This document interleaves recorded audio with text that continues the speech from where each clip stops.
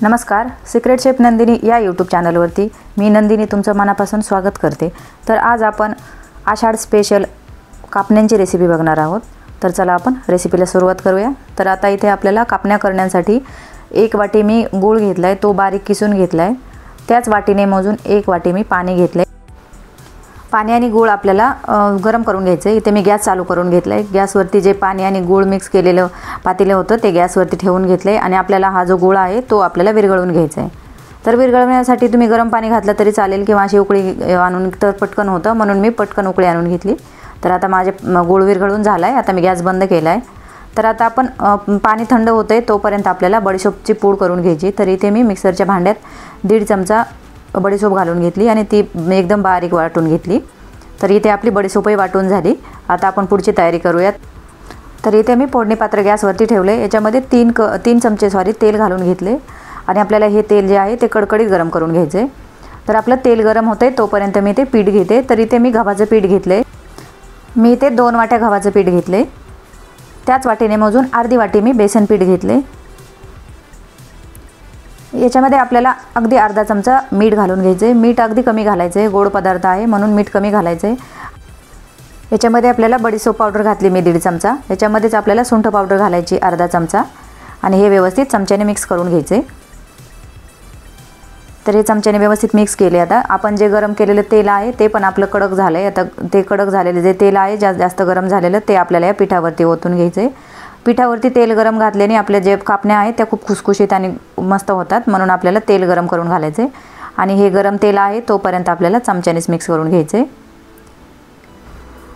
आता हे जे पीठ आहे ते व्यवस्थित मी मिक्स केले।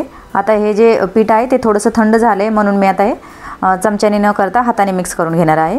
तर हे असं हाताने व्यवस्थित मिक्स करून घेतलं ना तर सगळ्या आपल्या पिठाला गरम तेल जे आहे ते सगळ्या पिठाला पोचेल, म्हणून आपल्याला असं हाताने व्यवस्थित मिक्स करून घ्यायचे। तर मी जे आहे ते पीठ व्यवस्थित मिक्स करून घेते। तर आपल्याला हातावरती असा गोळा बनवून घ्यायचा आहे। जोपर्यंत आपला असा गोळा बनत नाही तोपर्यंत आपल्या पिठाला व्यवस्थित तेल लागलं नाही असं समजतं। तर हे आपलं पीठ व्यवस्थित झालंय। आता इथे मी गुळवणी पण आपलं जे गुळवणी केले होतं ना गुळाचं पाणी ते पण आपलं थंड झालंय। आता मी गाळणीने ते गाळून घेते। याच्यामध्ये काही खडे वगैरे काही असेल गोळात तर निघून। तर इथे आपलं जे पाणी आहे गुळाचं ते आता मी पिठावरती घालून घेते आणि आपल्याला हे जे पीठ आहे ते व्यवस्थित मळून घ्यायचे। तर चला आता मी पिठाचा गोळा व्यवस्थित मळून घेते। तर हे आपला असा पिठाचा गोळा बनून झालाय। तर आता आपण हे 5 ते 10 मिनिटांसाठी मुरण्यासाठी ठेवणार आहोत। तर चला आता 5 ते 10 मिनिटं झाले। मी इथे कढई ठेवली गॅसवरती आणि त्याच्यामध्ये तेल घालून घेते। तर आपलं पीठही चांगलं भिजले। आता हे असे मी जे पीठ आहे ना त्याचे असे गोळे बनवून ठेवते। आपल्या चपातीच्या उंडे एवढे आपले मोठी चपाती जे बनवतो ना तेवढे आपल्याला गोळे बनवून घ्यायचे। सगळे मी एकदाच गोळे बनवून घेते। तर हातावर असे व्यवस्थित मळून घ्यायचे, म्हणजे आपली जी कापणी आहे ती कडेने पण व्यवस्थित होते, म्हणून हे व्यवस्थित आपल्याला गोळे बनवून घ्यायचे।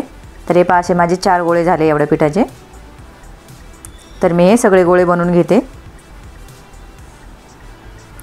याला तेल वगैरे काही लावायची गरज नाही। थोडंसं घट्ट पीठ असेल ना तर खूप छान होतं त्या।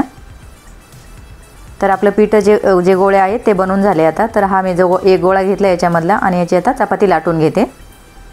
हे तुम्हाला कडेने पण दिसत असेल किती व्यवस्थित झालं आहे। आणि असं थोडीशी मोठी झाली ना की त्याच्यावरती आपल्याला खसखस लावून घ्यायची। आता आपण जी खसखस लावतोय ती दोन्ही बाजूने लावणार आहोत आणि त्याच्यावरती थोडंसं आपण लाटून घेणार आहोत। तर आता आपण पोळी लाटून झाली आपली। तर याच्या मी जी कडा आहे त्या कापून घेतल्या आणि याला आता कापण्यांचा आकार देऊया।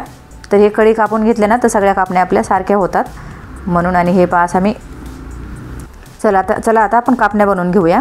तर मी तर पहिले मी असे सरळच काप देऊन घेतले आणि नंतर हे असे मी जसे काप दिले ना असे जर दिले ना तर कापण्यांचा आकार खूप छान येतो, म्हणून सेम असंच करायचं। म्हणून मी तुम्हाला व्हिडिओमध्ये दाखवतानाच पूर्ण कापून घेऊनच दाखवले। आणि हे असं गोल जर आपली पोळी असेल ना तर व्यवस्थित येत नाही, म्हणून मी चौकोन करून घेतला होता पोळीचाच। आणि हे असे आपला शेप आला आहे कापण्यांचा। तर ह्या ज्या कापण्या आहेत ते मी गरम तेल करून घेतले, त्याच्यामध्ये आपण तळून घेऊया। तेल जास्त गरम नाही झालं पाहिजे, आपल्याला मीडियम गॅसवरतीच आपल्याला ह्या कापण्या ज्या आहेत त्या तळून घ्यायचे। हे आपल्या कापण्यांना किती सुंदर कलर आला आहे। तर मी आता ह्या काढून घेते। आपल्या कापण्या मस्त झाल्या आहे, गोल्डन कलर आला आहे आपल्या कापण्यांना। तर हे मी तुम्हाला दाखवते। हे असा कलर येऊस तोपर्यंत आपल्याला कापण्या तळून घ्यायचे। तर मी आता ह्या काढून घेते। अगदी झटपट रेसिपी आहे। तर चला मी या कापण्या सगळ्या काढून घेते तळलेल्या। तर आपल्या आषाढ स्पेशल कापण्यांची रेसिपी तयार झालेली आहे। रेसिपी कशी वाटली ती मला नक्की कमेंट करून सांगा। चॅनलवरती नवीन असाल तर चॅनलला लाईक, शेअर आणि सबस्क्राईब करायला विसरू नका। तर चला भेटूया नेक्स्ट व्हिडिओमध्ये।